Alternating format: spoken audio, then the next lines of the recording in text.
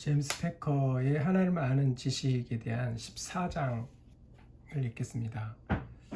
심판자 하나님, 당신은 하나님의 심판을 믿는가? 이 말은 우리의 심판자 역할을 하시는 하나님을 믿느냐는 뜻이다. 많은 사람이 그렇게 믿지 않은 것 같다. 그 사람에게 하나님을 아버지요 친구요 돕는 자시며 우리의 모든 연약함과 어리석음과 죄에도 불구하고 우리를 사랑하시는 분이라고 말하면 그들의 얼굴은 밝아진다. 당신은 즉시 그들의 의기투합하게 된다. 당신은 즉시 그들과 의기투합하게 된다. 하지만 하나님을 심판자라고 말해보라. 그들은 눈살을 찌푸리고 고개를 흔든다. 그 같은 생각을 하면 그의 마음은 움찔한다. 그들은 그런 개념을 불쾌하고 무가치한 것이라고 생각한다.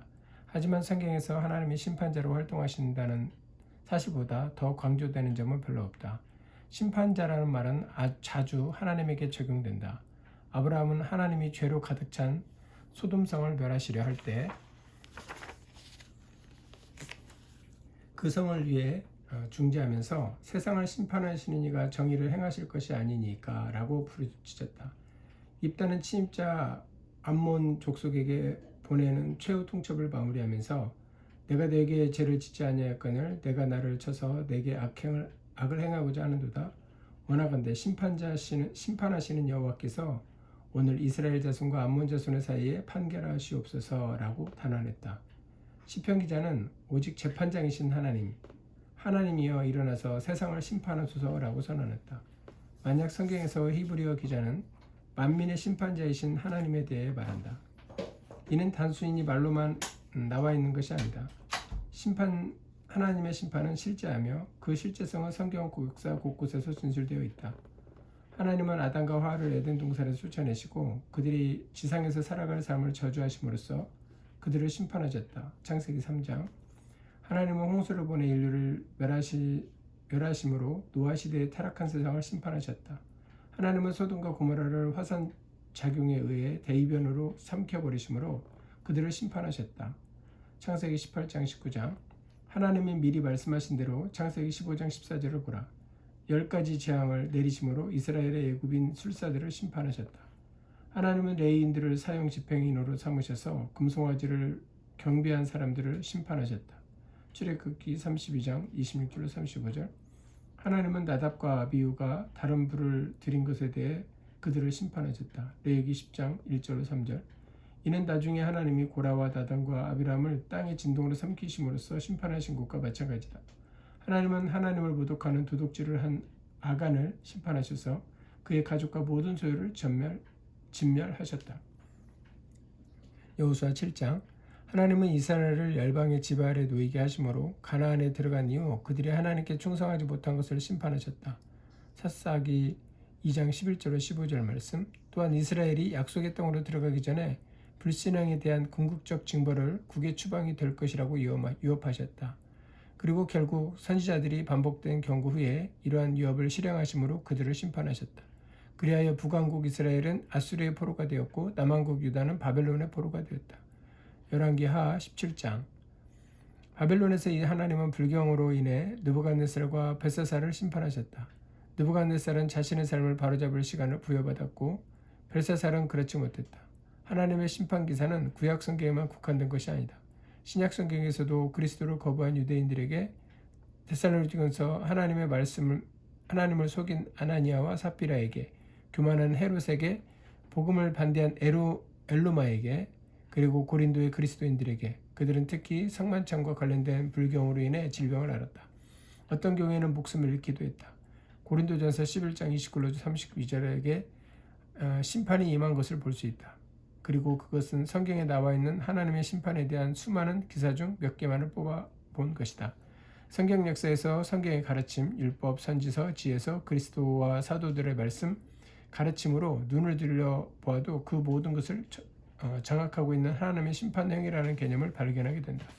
모세의 법령은 공의로운 재판이시며 자기 백성이 율법을 어기면 직접 섭리적인 행동을 함으로써 주저없이 벌을 가하시는 그런 하나님에게서 나온 것이다. 선지자들은 이 심판이라는 주제에 역점을 두는데 사실상 그들의 가르침의 많은 부분은 율법에 대한 해설과 적용, 그리고 무법한 자들과 회개하지 않는 자들에 대한 심판의 위험으로 구성되어 있다. 그들은 메시아와 그의 나라에 대해 예언하는 것보다 심판에 대해 설교하는 데 훨씬 많은 지면을 하려 했다. 그들은 메시아와 그의 나라에 대한 예언하는 것보다 심판에 대한 설교를 하는데 더 많은 지면을 하려 했다. 지혜서에도 똑같은 관점이 나타난다. 즉 욥기와 전도서와 잠언의 모든 실제적인 격언에서 인생의 문제에 대한 모든 논의의 기초가 되는 기본적이고도 확실한 사실은 이것이다. 하나님이 너를 심판하실 것이며 하나님은 모든 행위와 모든 은밀한 일을 선악간에 심판하시리라. 전도서. 실제로 성경을 읽지 않는 사람들은 구약에서 신약으로 넘어가며 하나님의 심판이라는 주제가 희미해진다고 자신만만하게 이야기한다. 하지만 신약 성경을 아주 대충이라도 검토해보면 구약의 성경이 강조하는 심판자로서의 하나님의 행동이란 주제가 악화되기는커녕 한층 강화되고 있음을 즉시 발견할 것이다. 신약 성경 전체는 다가오는 우주적 심판의 날이 확실하다는 사실과 이로 인해 이야기되는 문제에 뒤집혀 있다. 어떻게 하면 죄인들이 아직 시간이 있는 동안 하나님과 바른 관계를 맺을 수 있을까? 신약 성경은 심판의 날, 진노의 날이 다가오는 진노를 예상하며 하나님이 보내신 구세주 예수님을 하나님의 정하신 심판자라고 선포한다. 구세주 예수님을 하나님의 정하신 심판자라고 선포한다.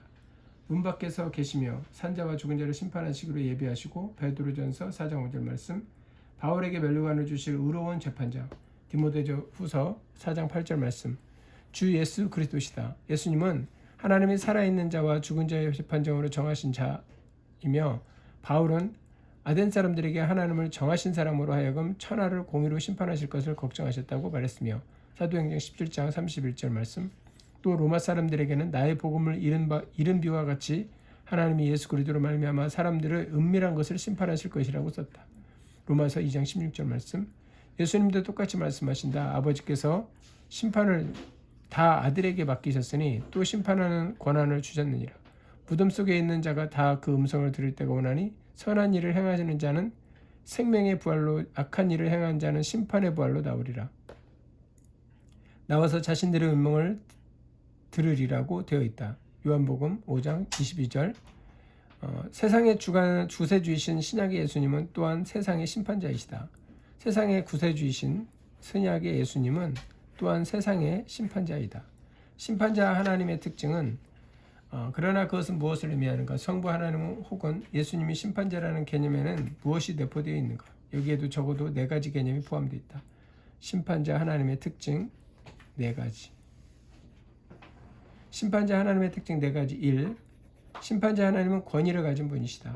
성경의 세계에서 왕은 최고의 통치권을 가졌기 때문에 언제나 최고 심판자였다. 성경에 따르면 바로 이에 근거해서 하나님은 자신이 만드신 세상의 심판자이시다. 하나님은 우리의 조물주로서 우리를 소유하시며 또한 우리를 마음대로 처리할 권리를 갖고 계신다.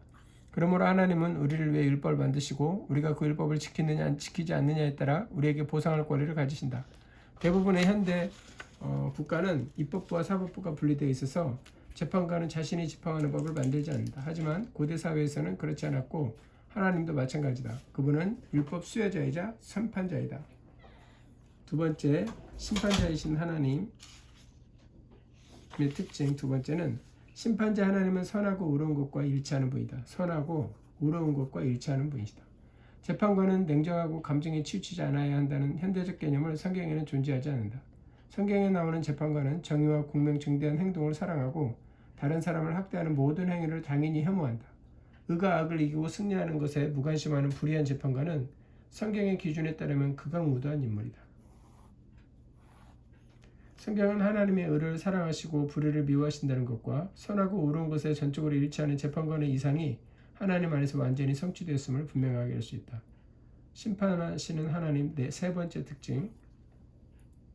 심판자 하나님은 진실을 분별하는 지혜를 지닌 분이다. 성경에서 재판관의 첫째 임무는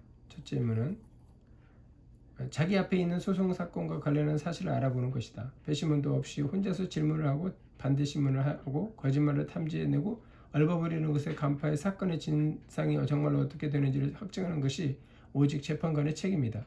성경은 심판하시는 하나님을 묘사할 때 마음을 감찰하시는 분이자 사실을 발견하시는 분인 하나님의 전지하심과 지혜를 강조한다. 아무것도 하나님을 폐할 수는 없다. 인간을 속일 수는 있지만 하나님을 속일 수는 없다. 하나님은 우리를 있는 그대로 하시며 우리를 있는 그대로 심판하신다. 아브라함이 마므레 상수리 숲에서 인간의 형태로 나타나신 여호와를 만났을 때 하나님은 소돔의 도덕적 상황에 대한 진상을 확증하기 위해 그곳에 가는 길이라고 알려주었다. 여호와께서 또 이르시되 소돔과 고모라에 대한 부르짖음이 크고 그 죄악이 심히 무거우니 내가 이제 내려가서 그 모든 행한 것이 과연 내가 들린 부르짖음과 같은지 그렇지 않은지 내가 보고 알게 하노라. 그렇지 않으면 내가 알리라. 창세기 18장 20절 21절. 마지막 괄호안의 글은 개역개정 성경에서 번역되지 않는다. 항상 그렇다. 하나님이 아실 것이다. 하나님의 심판은 도덕적 진리뿐 아니라 사실적 진리에 이루어진다. 하나님은 공개적으로 드러나는 사람들의 외관뿐 아니라 인간의 은밀한 것을 심판하신다. 바울이 우리가 다 반드시 그리스도의 심판대 앞에 나타나게 되고 말한 것을 괜한 말이 아니다. 고린도후서 5장 10절. 심판하시는 하나님의 특징. 네 번째, 심판자 하나님은 판결을 시행할 수 있는 권세를 가지신 분이다. 판결을 시행할 수 있는 권세를 가지신 분이다. 현대재판관들은 판결을 내리는 일만 하고 사법부의 다른 부서에서 그 판결을 수행한다. 고대 세계도 마찬가지였다. 하지만 하나님은 그분 자신이 집행자이시다. 하나님은 법을 만들고 판결을 내리실 뿐만 아니라 처벌도 하신다. 모든 사법적 기능이 하나님 안에서는 연합되어 있다. 지금까지 말한 것으로 보아 심판자이신 하나님의 행위에 대한 성경의 선포는 하나님의 성품의 일부에 대한 성경의 증언이라는 것이 분명해진다. 그것은 다른 곳에서 하나님의 도덕적 완전성, 의와 정의, 지혜, 전지함과 전능함 등에 대해 말했던 것은 확증해 준다. 또한 하나님의 성품을 표현해 주는 정의의 핵심은 응보, 곧 사람에게 그들이 받아 마땅한 것을 주는 것임을 보여준다. 사람들에게 그들이 받아 마땅한 것을 주는 것을 보여준다. 이것이 바로 심판자의 과업의 본질이기 때문이다. 선에는 선, 악에는 악으로 보답하는 것이 하나님에게는 당연하다. 그러므로 신약성경의 최후의 심판은 언제나 응보라는 관점에서 말한다.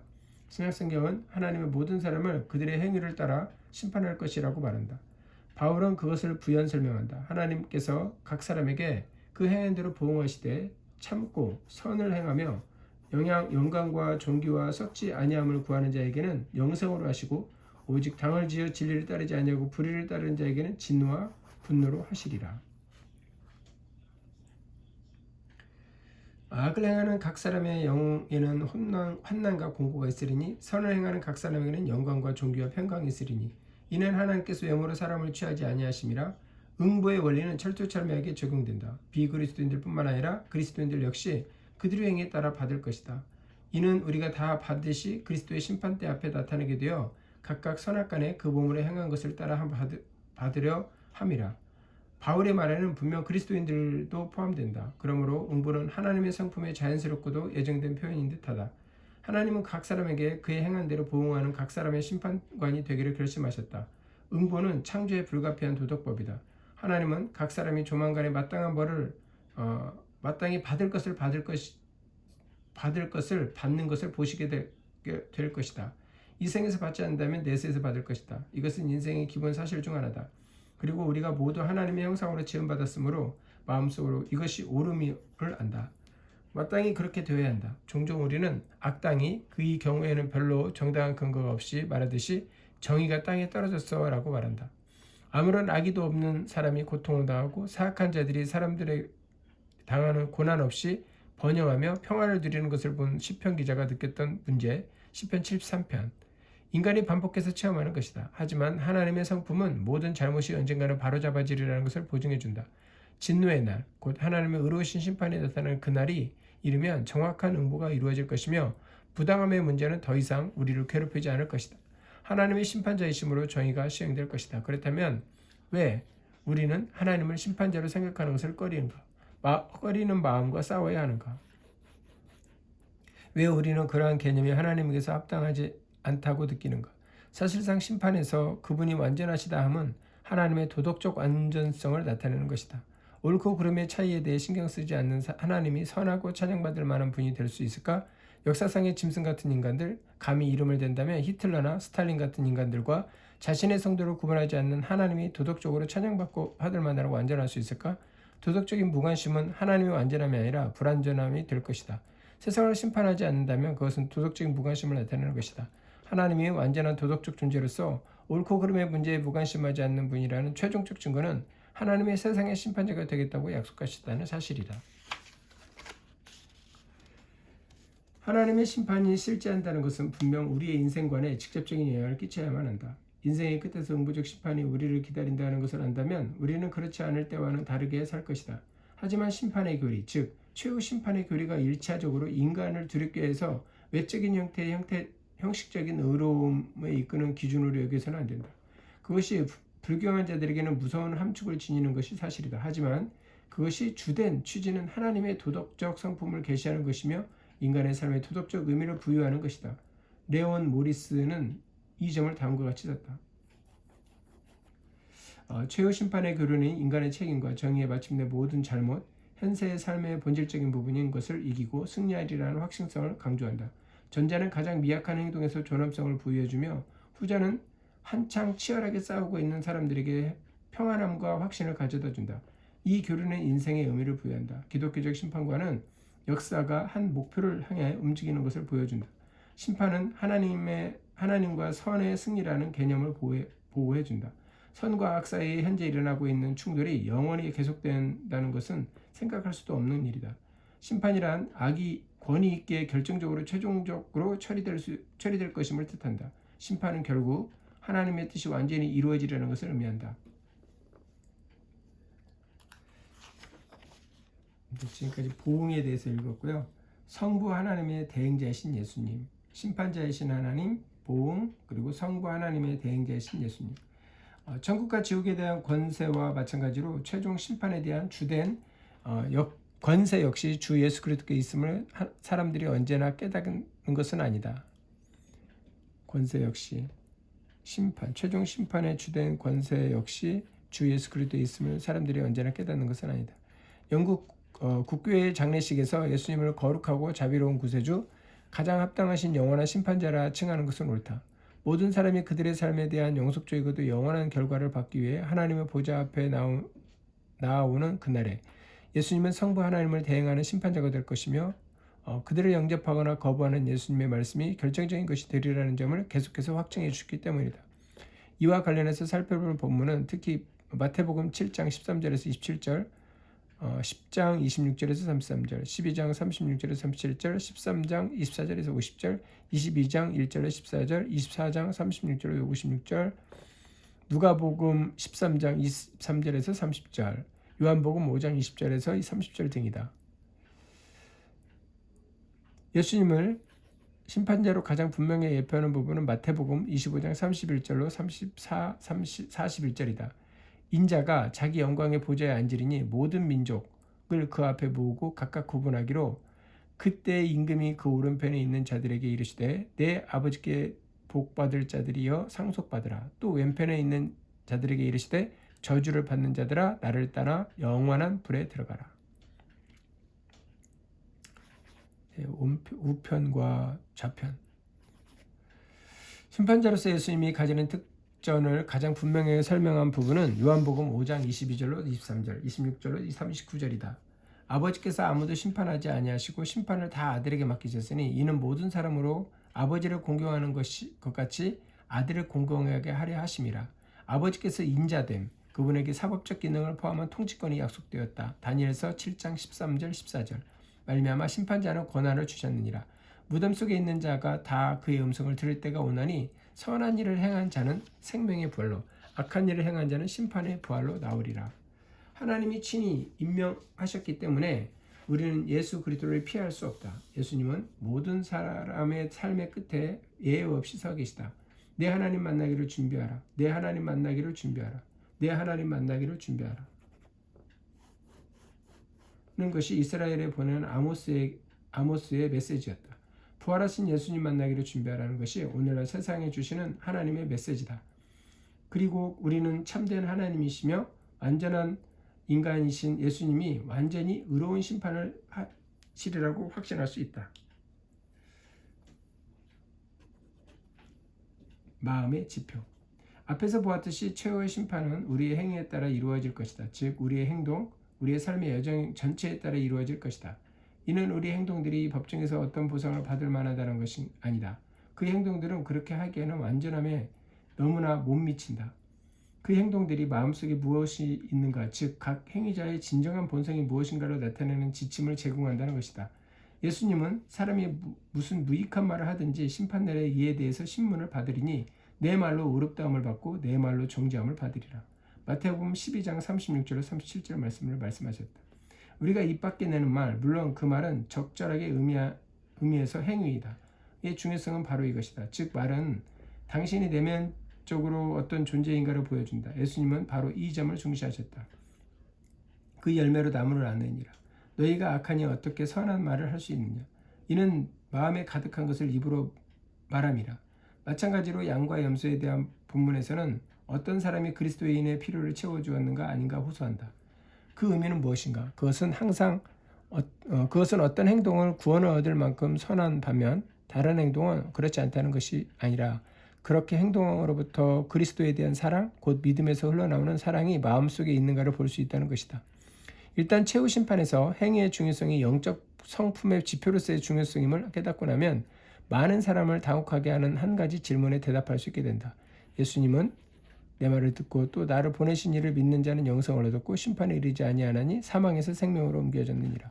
요한복음 5장 24절라고 말씀하셨다.